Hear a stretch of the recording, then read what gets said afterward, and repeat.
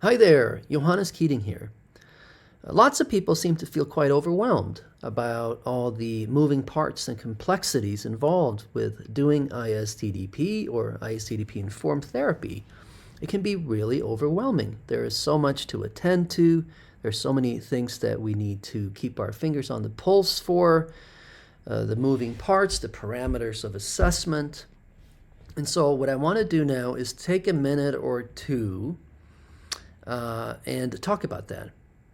And so here's the thing that yes, there's a number of things that we're needing to attend to, and I'll rattle off a list of a few of them. But what I would like to propose that will hopefully be useful to some of you is that there is this primary thread that we're always attending to and looking to pull on. And that thread has to do with to what extent is there a connection that is forming and deepening between me and the patient? What is the status of the access that we're having to the patient's most intimate thoughts and most intimate feelings and most intimate longings or desires? And so that's the primary thing that we're always monitoring and assessing. What's the status of that access to their most intimate thoughts and feelings?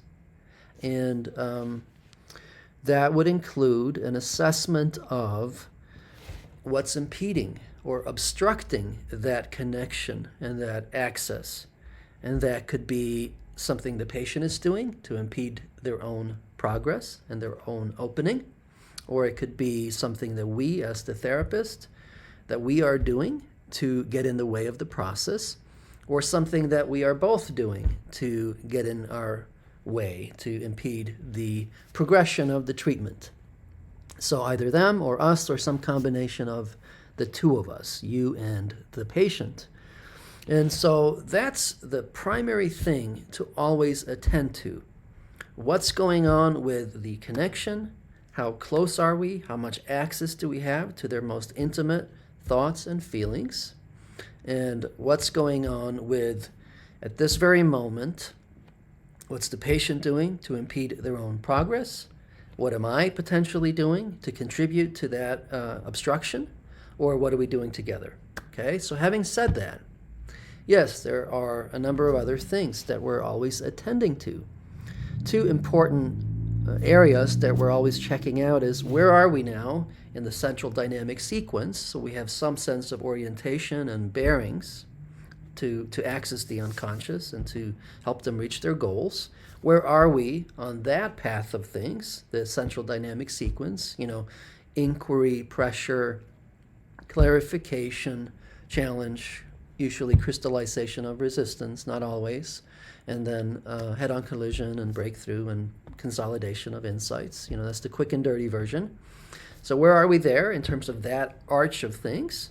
And then where are we in terms of the patient's front of the system, or the most salient, the most prominent, pervasive aspect that they're bringing to the present moment with you, in terms of the triangle of conflict, right? So we're attending to all of that. We're attending to an anxiety analysis. Where's the anxiety going? We're doing a defense or resistance analysis. What kind of defenses are in operation? Are there iatrogenic responses, defensive responses that are really because you're being provocative and not attuned to the patient? So that's part of a defense analysis. We're doing an analysis of their reality testing. We're doing an analysis of the tactical organization, what's happening with their tactical defenses. Are they rooted in a major resistance or not? Attending to thresholds and so on, which is part of an anxiety analysis, and an overall analysis of the patient's capacity, their ego-adaptive capacity. We're attending to the status of the conscious alliance, the unconscious alliance, and I'm sure I'm missing things. But there's a long laundry list, right? Like there's all those parameters of assessment that we're attending to.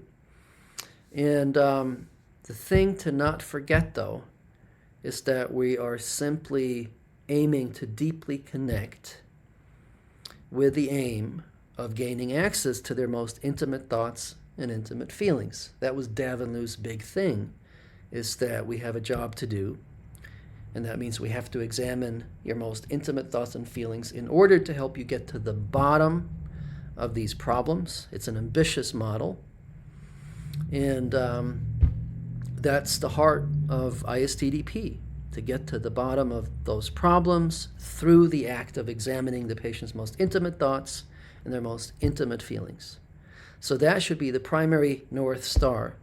That's the pulse that you want your fingers on. How close are we? How much access do we have? And all the other parameters of assessment, including where you're at on the central dynamic sequence, in terms of where's the patient at, in terms of the front of the system, and their responses on the triangle of conflict. All of that is to assist you in attending to this primary thread, which has to do with connection and closeness. All right, that'll be all for today. See you later.